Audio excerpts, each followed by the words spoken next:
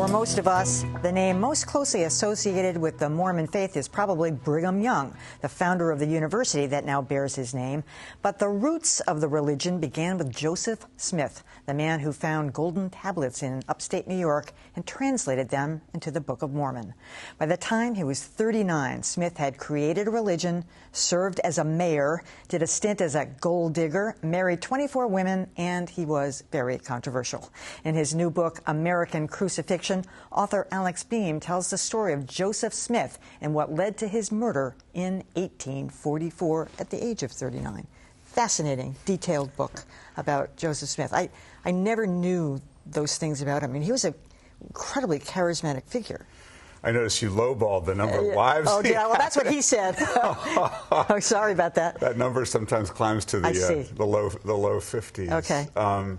Yeah, he was. I mean, it's funny you mentioned Brigham Young. I think Brigham Young might have been the greatest figure of the second half of the 19th century in the American West. But Joseph Smith was one of the truly great figures of the first half of the 19th century on the American frontier, where he ends up with about 15,000 of his followers, founding a town in Illinois that's larger than Chicago at that time, and where he finds personal extinction, sadly. And then, of course, his death leads to the whole Mormon exodus to Utah, which creates what purportedly is, America's fastest growing religion. Well, why was he so reviled? I mean, he started this thing in upstate New York when he found these tablets, sort of bringing the religion with him inch by inch across the United States, kept trying to set up these enclaves, and he kept getting driven out.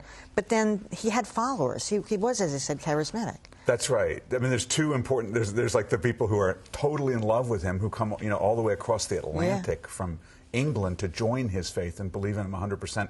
And there's people who hate him enough to kill him. And the people who hate him regard him as a fake, a blasphemer, and a womanizer. So that's three strikes right there.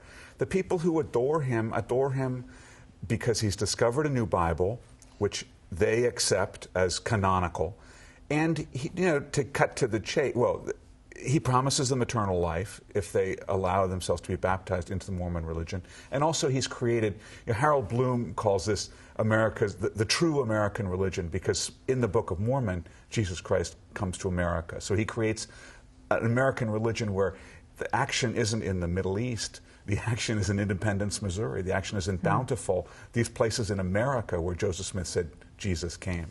One of your chapters is titled, Everybody Hates the Mormons. Why is that religion and what the founding tenets of their beliefs and even the creation of the religion so reviled, where it's not all that different from what happened with Christianity? Well, partly for the reasons I've already mentioned, this notion that, of course, America already was a religious country when Joseph Smith came on the scene. So he's regarded really as almost a satanic blasphemer, just sort of a liar of amazing proportions. But also, Mormons are very insular. To our day, Mormons socialize with Mormons. Mormons like to do business with Mormons. That was a huge factor in Smith's death, in the fact that they had a when Mormons are surveyed in the Pew survey on religious attitudes, they refer to themselves as weird or peculiar. So they not only are they set apart by the people in whose midst they find themselves, but they also sort of deliberately set themselves apart.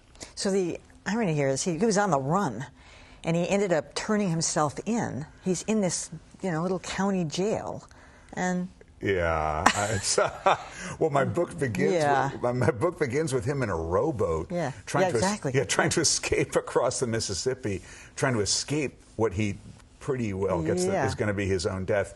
And he eventually is. His wife shames him into returning. Emma, she was the only one that had a name.